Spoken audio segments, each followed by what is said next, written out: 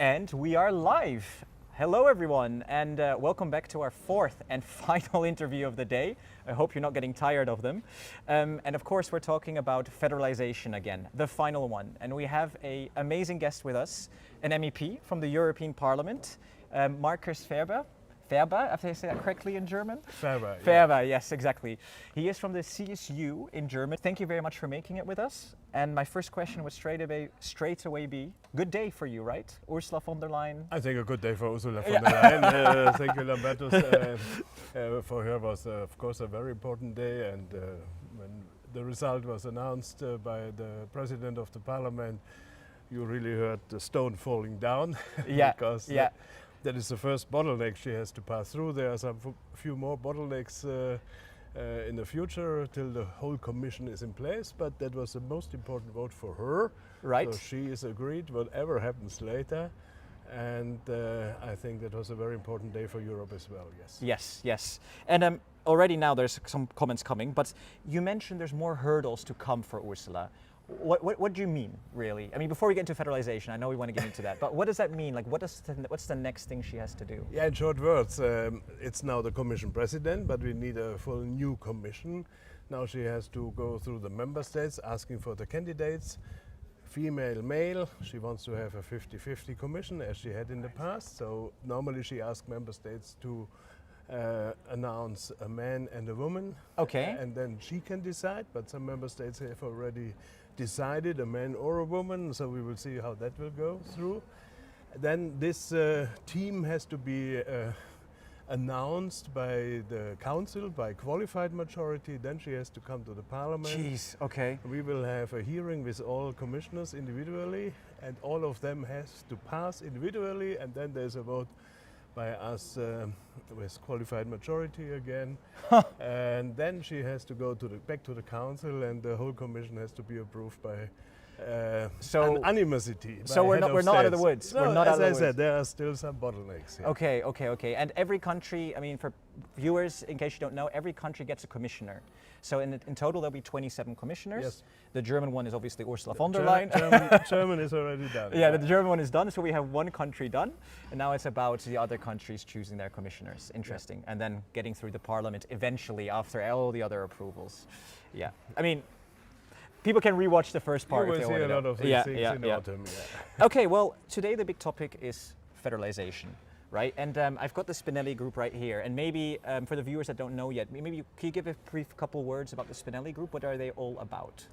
Yeah, I don't have to explain Spinelli itself. I hope that has been done already. Yes, but there might be a couple new viewers. So. Yeah, but he was an Italian politician. So it's this guy, guys, this one here. This guy, and Mussolini put him in prison, and that was on a small island, Venetone, where he made a European manifesto, and that is what we are relying on. He made a really federalist approach because he thought we have to overcome this nationalism, which was the main problem of Europe in the first century, first half of the last century, in Germany, in Italy, in Spain, in Portugal, in Greece. We had a lot of these problems. And that's why we link to him as the founder of a federalist Europe. Right. And you're also in Germany, you're a member of the Union of Federalists, right? Am I correct? Yes. You actually, and I'm the vice president. You're the vice president, okay. On European level. Right, on European level. So for the UEF, I'm the vice president. Okay, and UEF is a Union of European Federalists for people that's... To translate it. Sorry. No, I'm just making very clear that everyone understands. The Spinelli Group are parliamentarians from all the groups. I think we will not have anyone from the extreme rights because they are not federalists, they are nationalists. Right. But from all groups which are in the center of the European Parliament and run this parliament, and we try to push for a more federalistic Europe. Right. One of the questions I ask all of the politicians today is, what is federalization for you? Because there's so many definitions going around. Maybe you have your, how do you see federalization? I think as a German, we translate federal different than others. Exactly. For us, federal is not centralistic, federal is decentralized. Yeah. That means leave things to local and regional and national level, but of course bring things to European level as well. So the German translation of federal federalization is not a bad word, as it is seen in some other countries. In some other countries, and I think that is very important. I remember quite well, a long time ago when I started 30 years ago as a member of European Parliament, we had the German president, the federal president of Germany, with us, and he said, yeah, there is this F word, and I know it is problematic in different languages, but that is the way we have to build Europe. Yeah. No, I understand. Okay, I'm going to go quickly to the comments because we get people here asking cool questions. One is Foxtrap, that's his name on YouTube, and he's asking, I'd like to ask this question again, but to the EPP representative. Well, that's you. Will the people ever be able to vote for the president directly rather than indirectly through the European Parliament? I would love to have that. It makes the president very strong.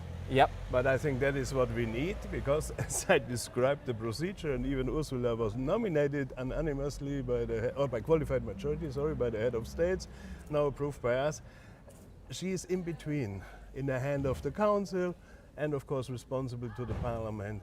And she should be responsible to the people and to the parliament then for the ongoing work, and therefore I would like to have a direct election of the commission president. A direct election, so this means by the people. By the people. By the people. Like similar how they do it in the US, I guess, where they all go. Similar like France or US, yes. Okay, interesting. But linked to the elections as well. Okay. So that is closer to the US system then. So would people then in theory on the EU elections get multiple votes? One for the parliament, one for the president, that kind of way? Is that? Yeah. Not going into details, but yes. Yes. To do it in parallel, and that means minimum 2 votes. Right. So both there could also be a third one, right? But then we have to discuss how the parliament is elected, which is another issue as well, where we are working on, as we want to overcome this. He is a German, he is a French. We should be Europeans coming from different parts of Europe, yes, but to get a little bit rid of this nationalistic approach. Yes, no, I understand. Are you concerned about, talking about federalization, talking about treaty change. In the European Parliament, we have the sovereignists, we have the patriots, we have some independents, even the left. I think they're like new. I don't know if they're pro-treaty change. I don't know. Are you concerned that we'll be able to do anything with all of these parties not in favor?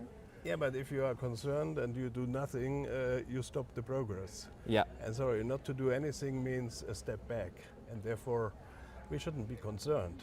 The people suffer for answers. And I think some of the answers are not less Europe, but more Europe. Yeah. And therefore, I think we have to do it. And Ms. von der Leyen, in her speech this morning in the Parliament, opened the door a little bit. She spoke about... She did. She mentioned it. She spoke about changing the treaties, but with a narrowed mandate. Yeah. And so if the door is a little bit open, it's easier to widen it up. Yeah. Because it's not locked anymore. I understand. And that is what we have to use now. That is our entrance point for our work for this period, I think. Yeah. Just to the comments, I can see that the internet here is not great. So the audio is amazing, but the video is lagging here and there. So apologize for that, but please listen to us. We do have some more questions from Draspian. Thank you very much. On the way to federalization, would the EU consider moving some of its organs eastward to make the Union feel less alien to Central and Eastern members? We have some Eastern European watchers, so I think that's why the question is... I understand the question, and of course, me as a German, I have no problem with Strasbourg. Right. That is our history. To overcome the German-French enemies for centuries.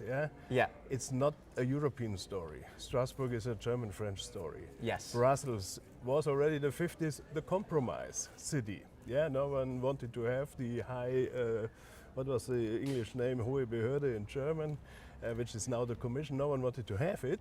And then a small country got it. And of course we should think how the enlargement can be built up as well, and not only an agency for whatever, like we do it, but really one of the institutions, as we have still some in Luxembourg, the Court of Justice, the Court of Auditors. Maybe that is something we could think on. Not everything has to be in Luxembourg. And there's already a lot of administration from the parliament as well in Luxembourg. So they will not suffer if one institution would leave. No, I fully agree, we have to think on that. As Europe is more than this German-French new friendship after World War II. Yeah. I think it's a very good question because I have a lot of Absolutely, Eastern European viewers. Absolutely. Yeah, and they feel sometimes a bit left back. They had to take our system, Yeah. which is linked to our history, Right. not to theirs. Yeah. And even in the beginning, or I did a lot of campaign before the membership in these countries to join European Union. And I was always asked, it's your story, it's your history, it's not ours. Strasbourg, they have nothing to do with Strasbourg. Yeah. For me, coming from 300 kilometers far away from Augsburg, we have a long common history. Right. I can do something with Strasbourg. Yeah. But that's our story, it's not a European story. I understand, and I get an interesting comment here from Jaspian again. He says, what about a military command in Eastern Europe? So this links to a question, a European defense, European army. Is that something that federalization is also about? Or what's Yes, of course. Yes. If we think about a federal Europe, Yeah, Europe which protects, yeah, which utilizes for the people, I think protection is, and defense is protection. yeah, it is. We should think on that. And she even spoke this morning, von der Leyen, Yeah. about starting about air defense. So why not to do that in Central Eastern Europe? Because I don't think the rockets will come over the Atlantic. I think they will come more from Russia or from China. Things would have to change drastically if they did, yes. And then it yeah. makes sense to have a command over there. Yeah. Why not? Again, sorry, I keep looking down. It's not me being rude. I'm just reading the comments. So there is a lot of questions. I'm just going to try and pick up one that is here. Another question. What do you think about the EU being a direct democracy? We've recently seen the election of a YouTuber by the name of Phidias, where his decisions are made by the public in Cyprus. Yeah, that's very interesting, but he will see during the period that it becomes more and more difficult to ask the people, as we have a lot of detailed technical questions where you should have an opinion by his own as well. Yeah. And I do not say the people is not able to answer, but in a normal plenary session, we have 70 to 80 different points on the agenda. Yeah. As one MEP, you are not able to manage that. So Yeah. that's why it makes sense to be in political groups, that you have covered all committees, you have your experts everywhere, you have staff working for you. Okay. And of course you can organize the contact with the people, what they think about.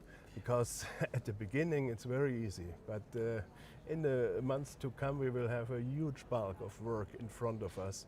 And then for one MEP it will not work like that. So Right. we should think on other structures, how to engage the people, but therefore groups make sense. Right. I think I'm going to move to another question. I think we have a couple of Hungarian viewers here too. Mr. Marcus, or Mr. Ferber, what do you know about the new party in EPP called TISA? Did you know, his opinion of course, their leader, Magyar Péter, was a strong member in the Hungarian government in corruption scandals? I know, yeah. Oh, you know, okay. Yeah. Okay. Okay. Sorry, we read newspapers as well. Yeah, okay. Yeah, okay. we know it. But on the other hand, he left Fidesz. Yeah. I'm not happy with all the things he did, especially the private issues. To make a divorce so public as he did, I think is not a good approach. That is really a private issue and should be dealt privately. But if I look to the colleagues, for example, I get one colleague in the committee I will work in economic monetary affairs, who was now 20 years in the commission, responsible for competition law. It's good to have such experts with us. Right. So I cannot say your party leader is questionable, but so you are questionable as well. No, she is not. Right. I understand.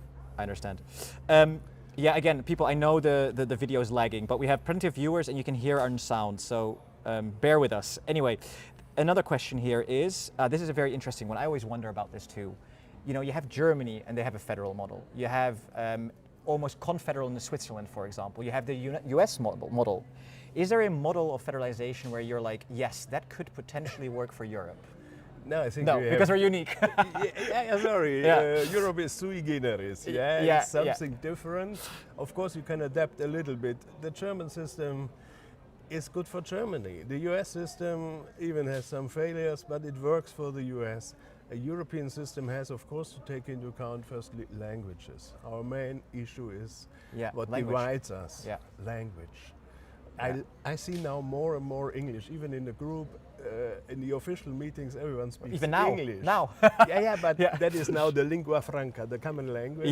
Yeah. But we lost the native speakers. Sorry. Yeah. Not blaming the Irish guys, but good Yeah. English. We lost, and that is understand. my main problem. My English gets more and more worse because you don't hear good English anymore. Yeah. And that's really a challenge. No, but seriously, language is something which divides us, and that has to be organized and managed. Switzerland has done that. Right. Right. They have 4 official languages in the country. Yeah. It's very interesting how they managed it. So maybe it could be an idea of a model, but on the other hand, they have so small parts. Yeah, if Yeah. you look to the cantone, Yeah. Yeah. some are huge, and the majority is very, very small and tiny. That is not Europe. No, it's not Europe. No, yeah. So if you were to propose a model now, is there any model you would propose of like, would we have like a Senate type, like the Council, and like a Parliament type, or is there anything more? My favorite is a Senate type. A Senate type. Because if we federalize, so we make some issues really European issues, we have to get rid of the member states. The Right. one who is really blocking a lot of decisions on European level are the member states. They mistrust the own construction. They mistrust Right. Europe. Yeah, they That's do. why they have a lot of systems established, which makes it very complicated and very bureaucratic. So if you transfer a competence to Europe, give it to Europe. Yeah. Full stop. And then a Senate model makes more sense, as a senator is not bound as a national government Yeah. Yeah. or as a state government, a governor I in the understand. United States to the problems of the state itself. I think therefore the US model or a Senate model could be a possibility, but I think 2 senators per state is not enough. We should Probably tweak that a little bit, right? tweak that a little bit. Okay, interesting. I think we have a couple more minutes. So we have a question. There's Eastern Europeans now wanting to know more. And hello, Marcus. I'm from Eastern Europe, and I was wondering if a federalized Europe is better to counter corruption on national government level. That's a big problem in our post-communist countries. Yeah, that brings us to the main question. For the moment, we have, if you take the public budget in a member state without social insurance, around about 25 to 30% of GDP as budget nationally. We have 1%, and with Next Generation EU, 2% of GDP Yeah. on European level. Of course, we then need the money as well. If you transfer obligation, you have to transfer the resources as well. Yeah. Otherwise, it makes no sense. You cannot say you have to secure the borders, but you cannot afford a helicopter. Yeah. Sorry, that will not work. That's an interesting one. So Yeah, you only secure the to- borders to- but to can't describe afford what the I mean. helicopters, right? Yeah, right. yeah. So if we get an obligation, we need the resources as well. And then, of course, there's a chance to fight against corruption. But for the moment, as the majority of the public money is managed on member state level, it's really Right. difficult. Right. Why don't we do a final question here from Game King 8. Thank you, Game King. How will the European Federation system protect each European cultural and religious difference if it gets fully implemented, as many don't want to give theirs up? I think if you read the treaty from the beginning, we have a kind of theme, and that is united in diversity. And I really like that phrase. Right. Yeah, we have a common history, we have a common experience, a common culture in a lot of sense. Yeah, the Enlightenment procedure had influence all over Europe, not all over the world. But as he describes, I come from Bavaria. Yeah, I never say I'm German. I always say I'm a Bavarian, and Right. even inside Bavaria. But in Germany, we- especially, yeah. So we are used to that. Yeah, Yeah, and yeah. I'm not schizophrenic. Yeah, Yeah, yeah. But I'm a convinced European. Yeah. And that is possible. So you don't have to give up your faith. You don't have to give up your traditions. That is the richness of Europe. Yeah. The culture, the food, come on. We don't want to have US standard food. We want to have French different than in Germany, than in Yeah, Spain, than yeah. in the Nordics. That is our richness in any thing you may think on. And we should, of course, protect it. But that does not mean that we can federalize issues. Yeah. So, defense. It's not becoming one country, is it? It's different than that, what I understood today. Yeah, we are sui Yeah. generis. Yeah. Yeah. There's nothing to compare with. Yeah. Yeah, yeah, Don't mess with Europe. yeah, yeah. Marcus, thank you so much for the time you gave us. It was a pleasure. Honestly, like Marcus, you can find his details in the description of the video. So click there and you can find everything about Marcus. He's EPP member from the CSU in Germany. And as a final word from the EU Made Simple, next week we're interviewing patriots, a very different perspective on things. And yeah, keep in touch with all our content coming the next few days and weeks. Thank you, everyone. And thank you, Marcus.